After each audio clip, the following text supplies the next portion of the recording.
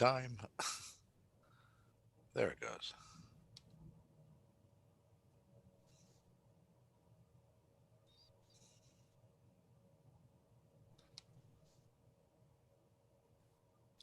Well, good afternoon.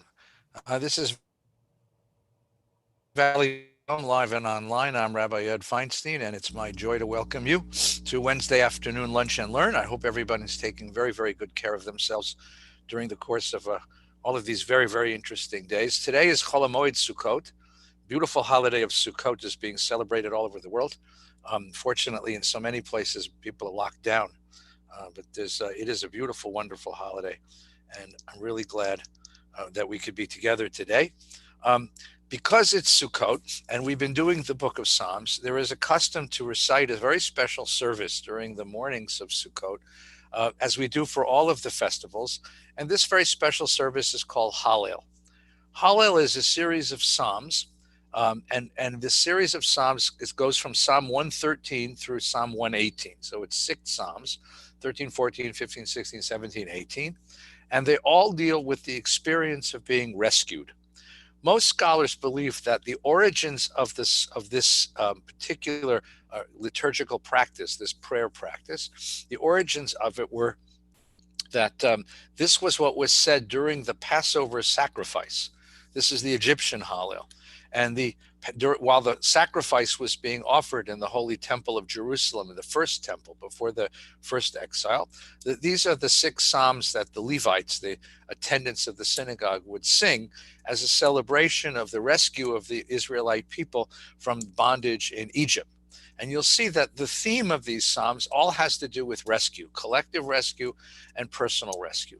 And of course, remember that Psalms, there's 2 ways of reading, or like 2 faces of the Psalms. I tend to be more philosophical about these things. So one way is to think of the ideas that are presented in here, a world view, an ideological statement, and we'll look for that.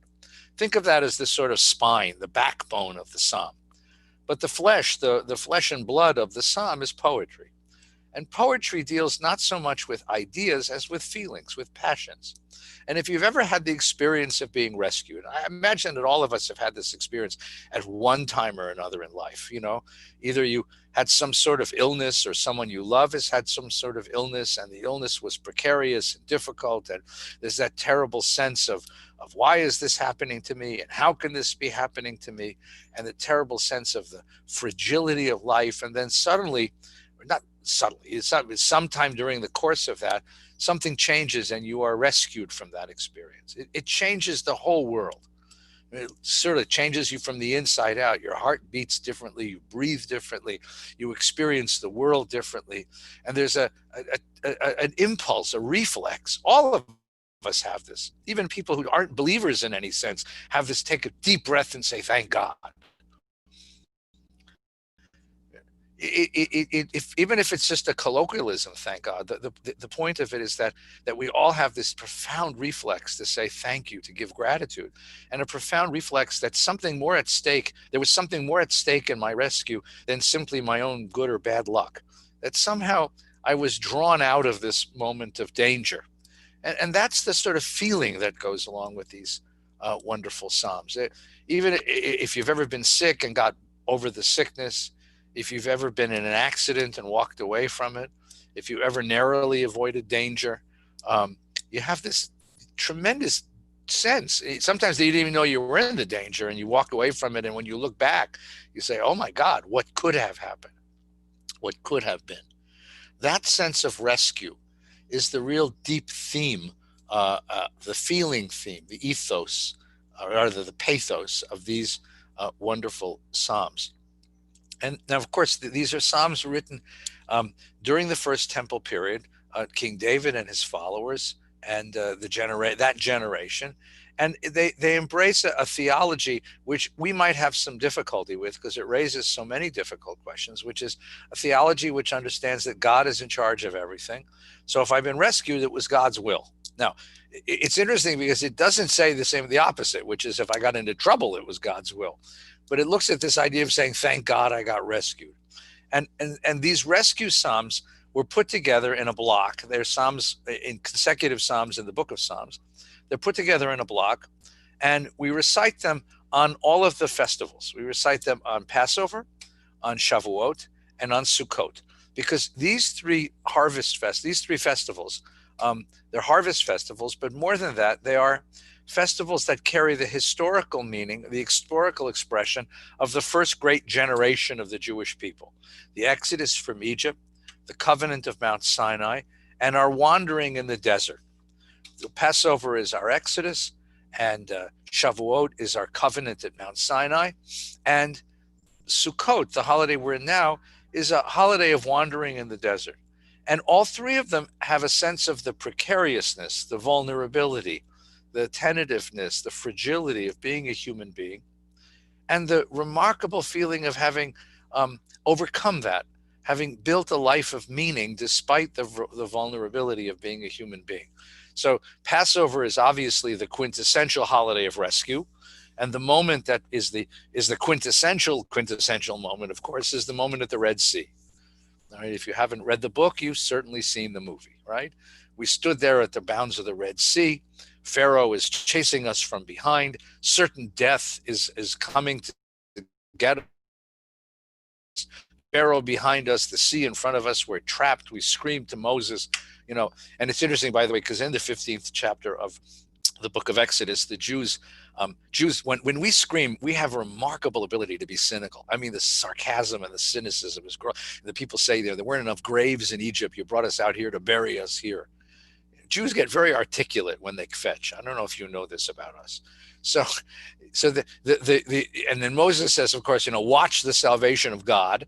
And then he turns around to God and says, like, what do I do? And God says, hold your arm over the sea splits, we run across. That moment of rescue, that moment of the complete surprise, the unexpected rescue, a rescue that comes from beyond experience, a rescue that transcends the normal scope of things. That experience is the archetype, the model of all moments of rescue, right? If I'm changing lanes on the freeway and I barely avoid crashing, I take a deep breath and say, thank God, because it's the same thing. It's an unexpected rescue. It comes with an element of surprise, and it comes with that element of that all of a sudden my world is different. It immediately goes from a terribly frightening thing to a terribly benevolent thing. And that switch from fright to benevolence, from fear to possibilities, to joy, that's the sense of redemption. That's the sense of rescue that's captured. So these Psalms were put together as part of a Passover ritual. And then because they were so beautiful, they were just continued. So we said them on Passover. We say them again on Shavuot, even though there's really no rescue on Shavuot. Sukkot, you could see a rescue, but it's not the same singular moment of danger and then redemption.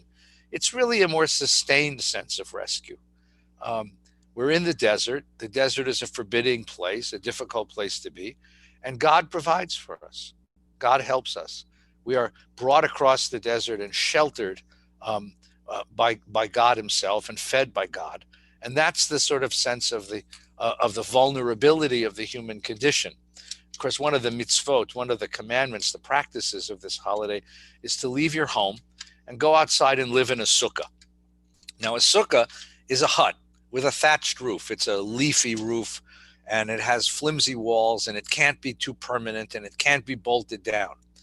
So the existential difference between living in a house and living in a sukkah is very instructive. In a home, I have these four walls around me, and I have a ceiling over me. In a home, I have windows in front of me that let light in, but not the cold or the heat.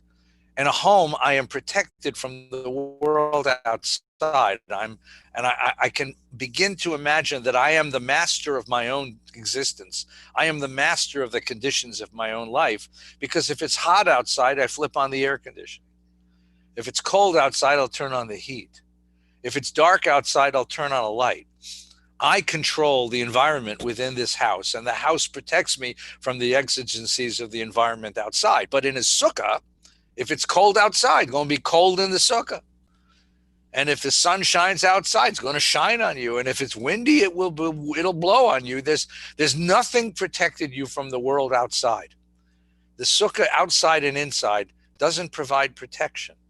And that's a metaphor for the human existence. It's a way of reminding us that even though we might live in homes, our lives are still very much open to the flow of life in the world. Our lives are very much open to the world outside, and we really don't control the ultimate conditions of our existence. Here in Southern California, we've had a particularly bad mosquito season for some reason. So sitting out in the sukkah the other night, even though we had the mosquito candles and we have, mosquito everything, we had to leave after a little while because the mosquitoes were just they were having their sukkah feast on us. So we decided to go in. And by the way, it's a hugely humbling experience for those of us who want to pretend that we are the masters of the universe, that you can't even keep a mosquito from chewing on your leg, much less control the conditions of your own existence. So what we have here is a holiday which forces us once again, not with um, the painful experience of Yom Kippur, but with a more gentle experience, to say, recognize that you live a life of vulnerability, and yet God has given you all this bounty. And enjoy the bounty, but don't forget the vulnerability.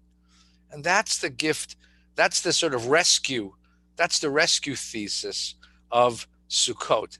And here the Psalms of Hallel really come in, and they're quite appropriate. They're quite appropriate. So let's take a look at some of those Psalms. I have them here. I hope I have them here. We'll see if this comes up properly. Yeah, here we go. Yeah, I hope that you can see this. So we begin with Psalm 113, okay? We're going to go through each of them. If we can get through most of them, we'll see. Remember, this is poetry, not prose. This is poetry and not philosophy, okay? So if you accept it as poetry and not philosophy, it's more intended to provide you a sense of feeling as much as it's provide you a sense of theology, okay? It begins with the phrase hallelujah. Hallelujah is a composite word. Hallel means to praise, and Yah is God's name. So hallelujah means to praise God in Hebrew. Okay? O servants of the Lord, give praise. Praise the name of the Lord. Remember, everything you say twice, and the second time is going to be slightly different than the first. Let the name of the Lord be blessed now and forever. There's a third version of the same thing. From east to west, the name of the Lord is praised. That's the overture. Ready? That's the beginning. That's just the simple overture to get us ready for the assertion of a certain idea. The Lord is exalted above all nations. His glory is above the heavens. So what he's trying to say is that this is not a tribal God. And that's a remarkable idea, by the way, because all of us love to make God, well, just like us, a tribal God. And the psalmist says, no, God is bigger than the world, bigger than any of our cultures, bigger than our national boundaries. We don't own God. God doesn't belong to us. This is a God of the whole world, who is like the Lord our God, enthroned on high, sees what is below in heaven and in earth. So here's the idea.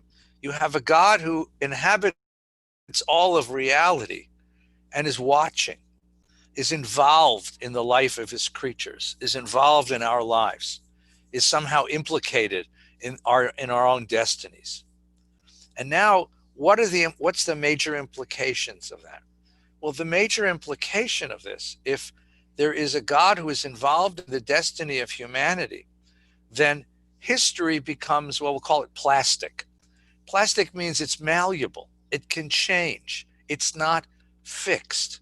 The opposite of this idea would be to say there are iron laws of history. There are iron laws of history. Now, we know, for example, that we have a sense, we know that there are iron laws of nature. Gravity is gravity under all circumstances. I mean, frankly, you wouldn't want to live in a world where gravity worked 99 out of 100 times, right?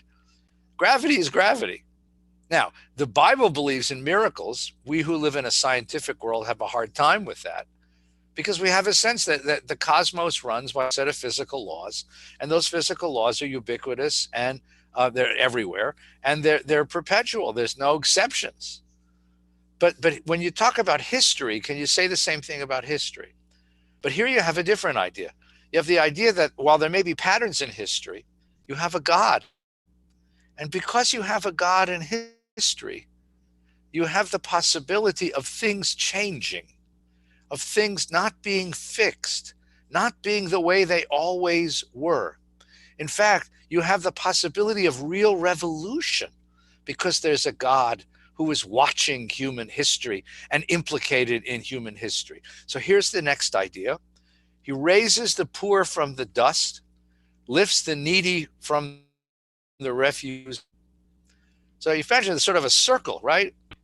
The one who is at the lowest could become the highest because there's a God implicated in human history to set them with the great men of his people. So because there's a God in history, no one's fate is fixed. No one's destiny is predetermined or decided. There is possibility in this world. There's a plasticity, a malleability, a changeability in the nature of the world. Here's another interesting image of the same thing. He sets the childless woman among her household as a happy mother of children. Now that's a metaphor, but the idea being that if a woman is barren, it's not metaphysically determined or not metaphysically inevitable. She could yet become a mother. She could yet have children. Possibilities are being born in the world all the time. And because possibilities are being born in the world all the time, things can change. Things aren't fixed. Now, the opposite of this idea is very important. The opposite of this idea is an ideology that says the world is fixed.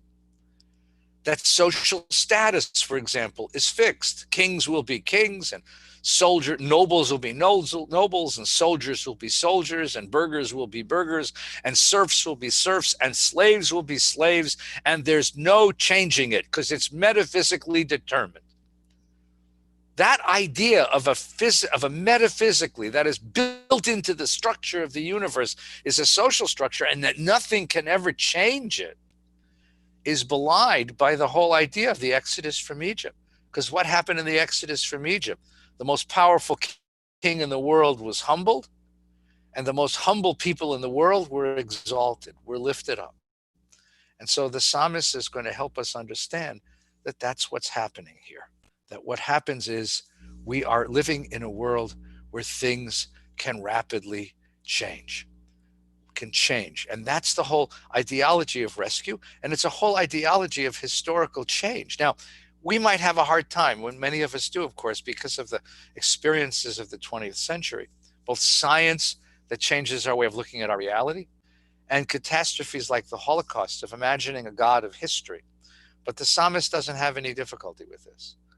For the psalmist, there's a God, and God watches out, and God's purposes in history can change things very rapidly. And for him, of course, this is a Pesach psalm. And so the Passover experience is the great evidence of this, that suffering in the world is not inevitable, and that the social structure which oppresses people is not inevitable. It's not metaphysically determined. It's not built into the structure of the universe, because God could raise up slaves and humble a great king. And that's what he's celebrating in this. That's what he's celebrating. So let's take a look at one more. Where did I put it? Here. When Israel went forth from Egypt, the house of Jacob from a people of strange speech, B'tzeit Yisrael mi Mitzrayim, Beit Yaakov me'am lo'ez. Judah became his holy one. The asterisk, the footnote really connotes an addition or an emendation by the translator. Israel, his dominion. So now this is a direct Pesach psalm. When Israel went forth from Egypt, the house of Jacob from people of strange speech, that was the moment when Judah became his holy possession, and Israel his dominion. God adopted us. God took us in. And now he's going to give you a poetic version of the Exodus story. And it's, I got to tell you, it's better than the prose version. It's a lot more fun, right? The sea saw them and fled. So it's not that he held his arm. The sea fled in front of us because we were God's people. The sea even backed up, right? The Jordan ran backward. Mountains skipped like rams and hills like sheep, right? So the idea that as we were crossing the desert, as we were crossing the desert, what happens? The whole of the universe, whole natural universe, is rearranged for us. You find the same idea in the prophet Isaiah, this idea that the natural universe is rearranged for us. So mountains skip like rams and hills like sheep. God's like tossing stuff around so we can get out of Egypt. And now the psalmist turns, the poet turns to the sea. What alarmed you, sea, that you fled? And Jordan, that you read backwards? Mountains that you skip like rams and hills like sheep. Like, what happened? How did that happen?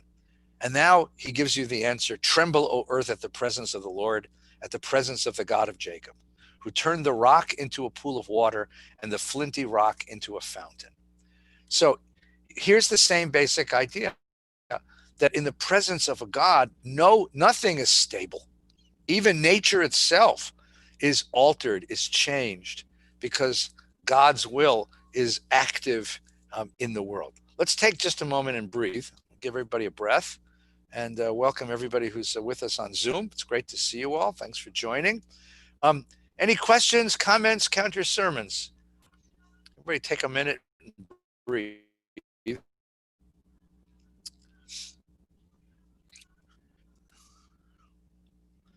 Okay, I'm waiting. I guess not. So let's take a look then at what happens next. So that's the first two Psalms of Hallel. Now, the beautiful thing is that when this is recited in synagogue, this is recited great music. It is a tradition to sing the Hallel. Okay, so you guys having trouble, or am I having trouble? Let's take just a second. I'm going to see if I can fix my. Looks like it's on your side. Looks like it says you have bad Wi-Fi on your side.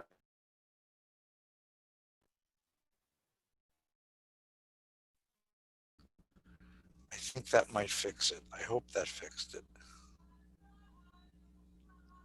It's your name, God, that's being dishonored. Their idols are silver and gold, the work of men's hands.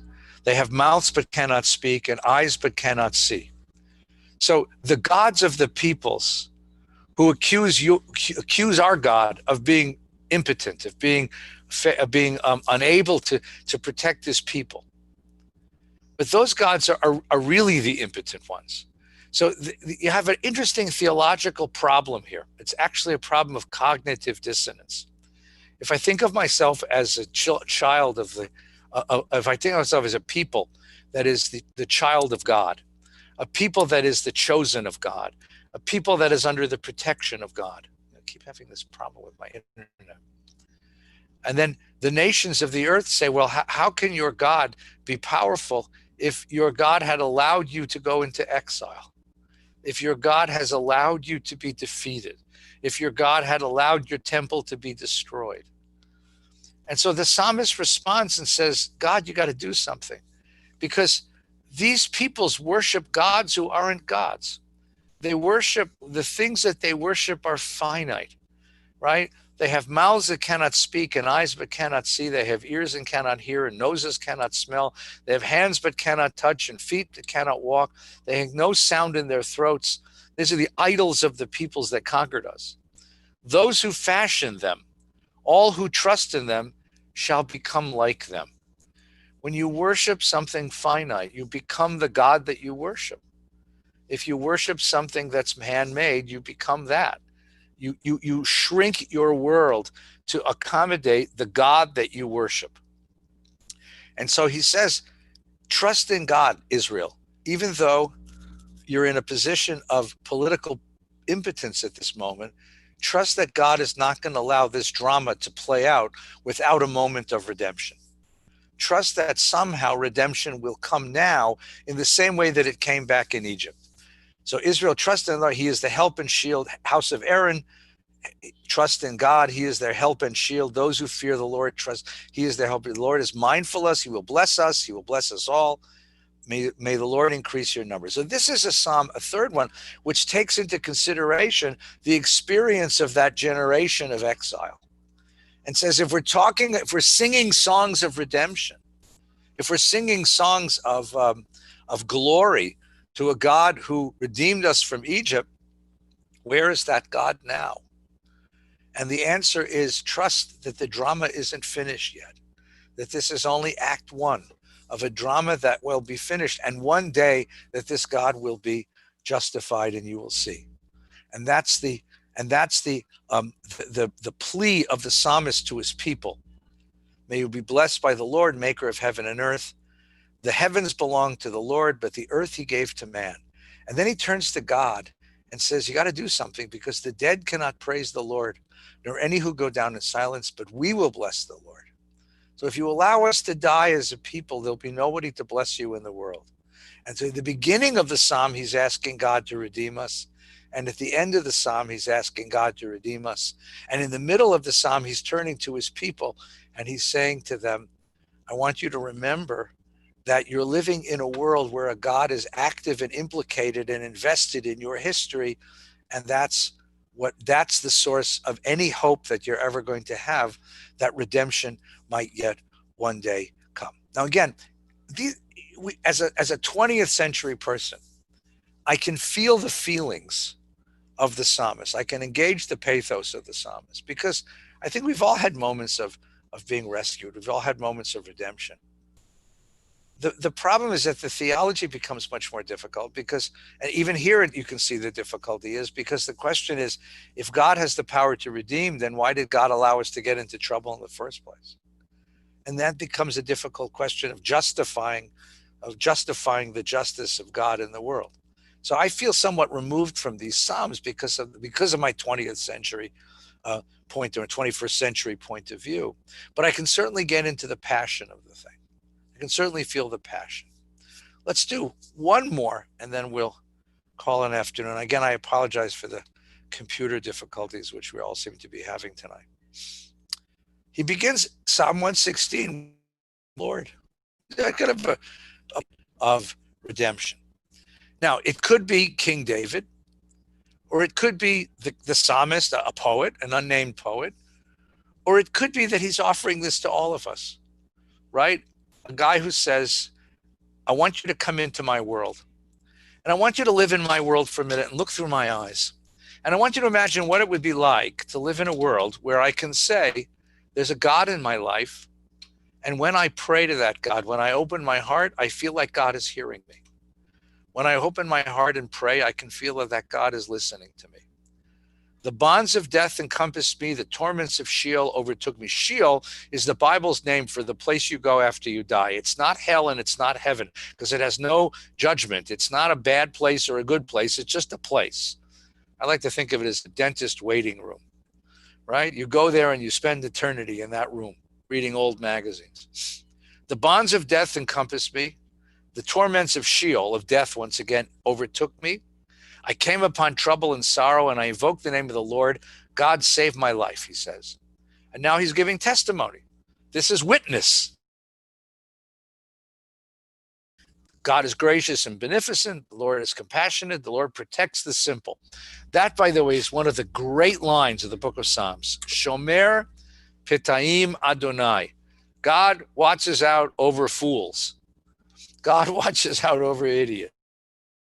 Even those of us who put ourselves in really bad positions, right? If you've ever been in a bad position and you said, somebody help me.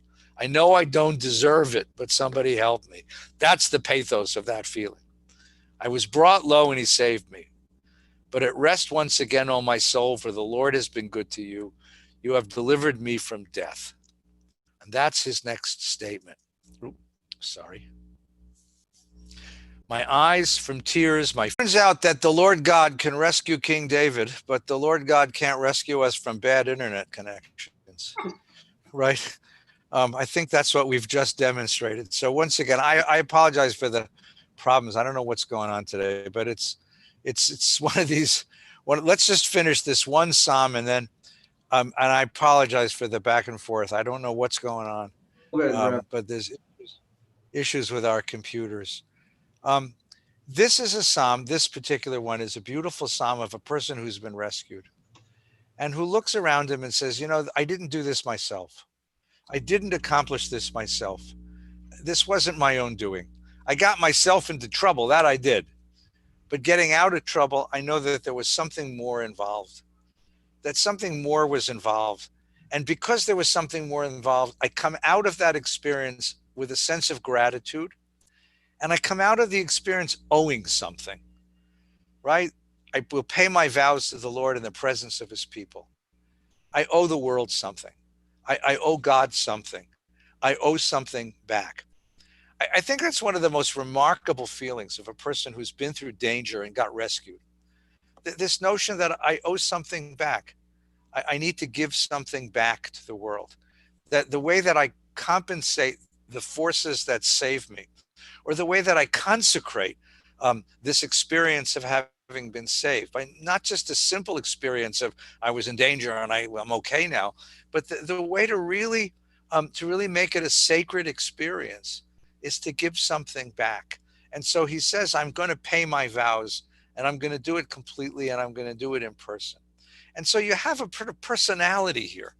And the personality is a person who walks the world with an intense sense that when these things happen to me, they're not entirely of my own doing.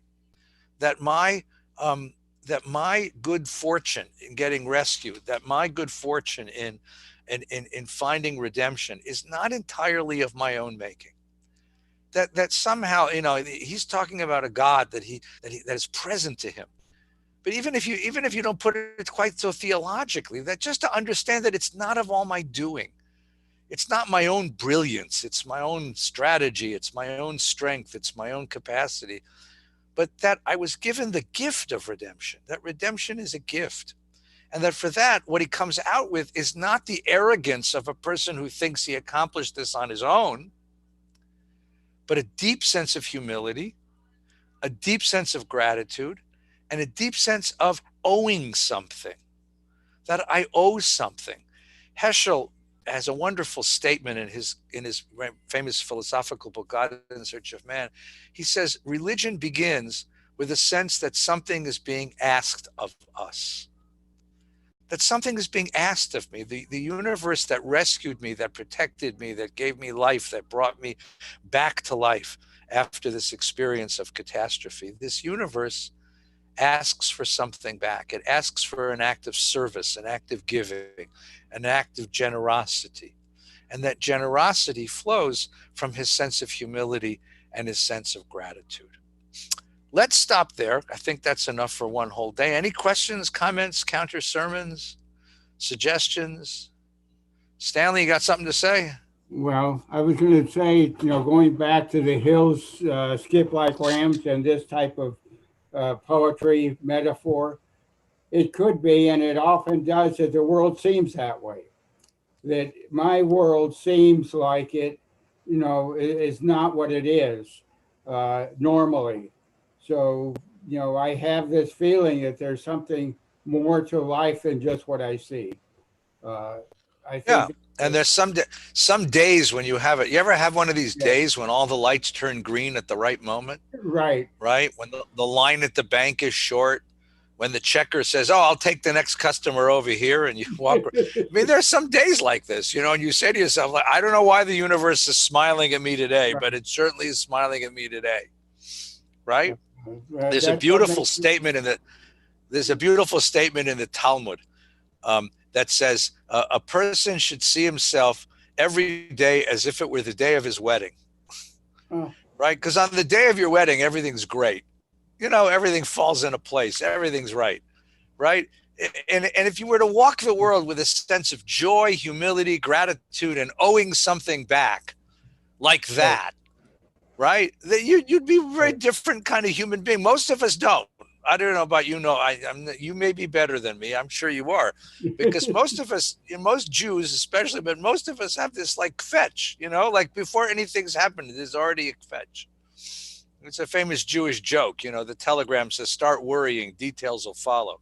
We just like fetch, like it's gonna suck, it's gonna be terrible, it's gonna be. But you see, here you have a different, here you have a different attitude about how one could live life. And if anything, if this is worth anything, um, then what's quite remarkable is you have a glimpse into the way of thinking, a way of living, a stance in the world that may be completely different than your own. And if you can enter into it for a moment and just sort of feel around in it, it's a very interesting feeling. I'm going to suggest that this is not naive faith. This is a person who knows some suffering. It's not a person who has no knowledge of suffering in the world, but it's a person who's come through suffering and said, I'm really quite fortunate to have come through it. And I look at my world very differently having come through it. And that, I think, is a deeper experience. And that's, I think, what he's pointing to in these Psalms. Well, Any other comments? Yeah, go ahead, Stanley, please. I was just going to say, certainly when I study with you, I get, a perspective that is so, enlightening to me, because it's something I might have wanted to say for myself, but it doesn't come out the same way. Oh, God bless you. I'd like you to join the board of directors of the synagogue, if that's okay. And I was wondering whether you're familiar with Rabbi Meyer Soloveitchik and the Tikva Fund and everything that he does. He has another way that is just remarkable of putting history together with culture, with theology, with the whole thing. And Look, these are stances in the world that are cultivated by certain spiritual disciplines and by certain ways of looking at the world.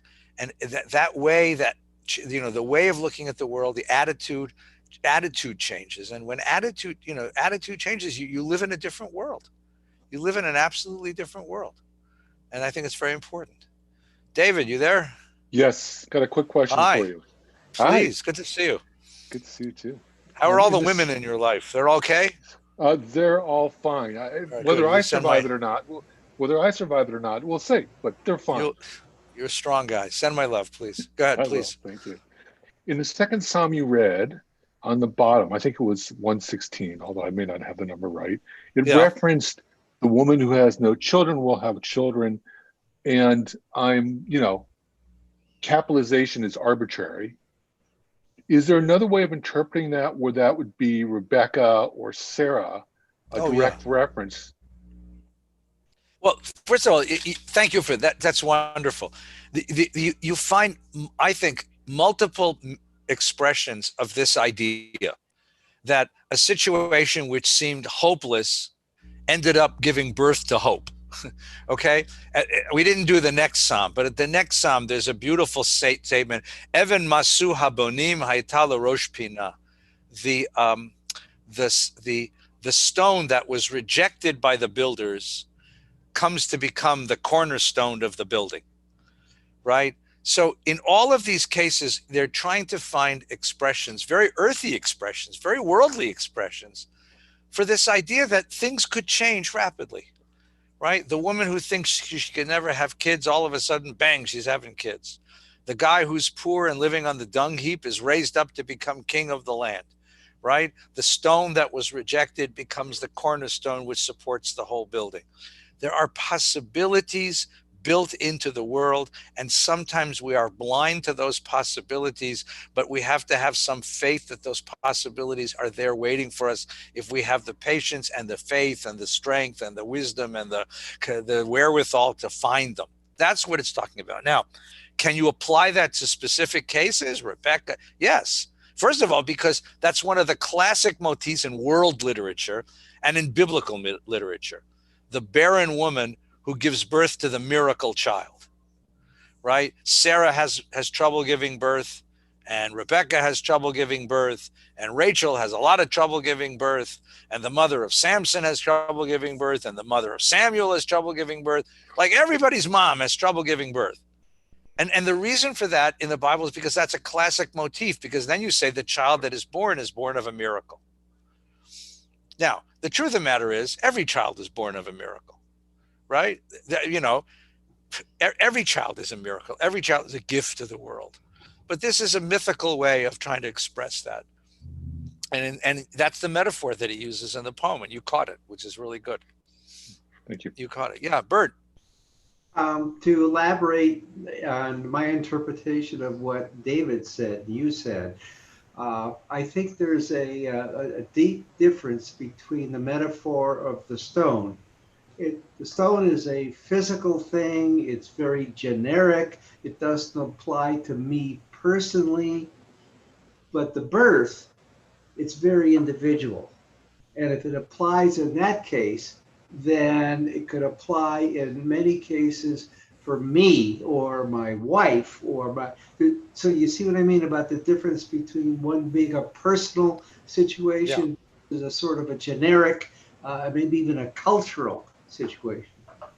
That's a wonderful point of view. That's a wonderful point. In fact, you could build a really lovely thesis if you take each of the different metaphors that he uses and sort of sketch out how they're different from each other and how they're the same. They're all based on this idea that things change rapidly and miraculously. But there's a big difference, as you said, between the personal and the impersonal, right? It's a very interesting difference. And the real exercise would be give me a metaphor that's more modern. Give me a modern metaphor, right? I thought my computer had crashed and it came back to life. Look. I mean, frankly, the Christian story of the God who dies and is brought back to life. It's the same idea, right? It's the same idea that there are possibilities built into the world that are miraculous because you believe in a God of possibilities, right? Very, very nice point. So Murray asks the question, does benching Gomel come from this? And yes, it comes from the same basic idea that if God is in charge of the universe and something bad happened to me and I was rescued from that experience, then I want to give thanks. And the bracha you say is a really interesting bracha. It's like saying to God, I know I didn't deserve this. I know I did nothing to deserve this. And you gave me what the Christians call grace, undeserved love, undeserved redemption, undeserved rescue. And I appropriate my moment. I appropriate this experience with that set of humility, gratitude, and something is owed to me. Something is owed to the world. I owe something to the world. I owe something back. That way of appropriating an experience and have it allowing it to change me is exactly what benching Gomel is, and it's exactly what these poems are about. Well, let me say thank you to everybody and wish you a very, very good week. We will see each other next Wednesday at noon at 12:30. I'm sorry for the computer problems today, but I wish everybody a really good week. Chag Sameach. We have this coming weekend, of course, Shabbos at 5 o'clock. Shabbos morning Torah study, then Shabbos davening, which is also Yontif, and we'll have Yisker on Shabbat. And then Saturday night is Simchas Torah. Please tune in for a wonderful zany night of Torah. And then on Sunday, we're going to have a car mitzvah. You drive up to the shul, and we're going to say a bracha for you in your car, and we're going to have a little Torah service right there in the front seat of your car, back seat if you're sitting back there. So I wish you a very, very pleasant weekend, a wonderful weekend. Simchas Torah is coming. Hag Sameach.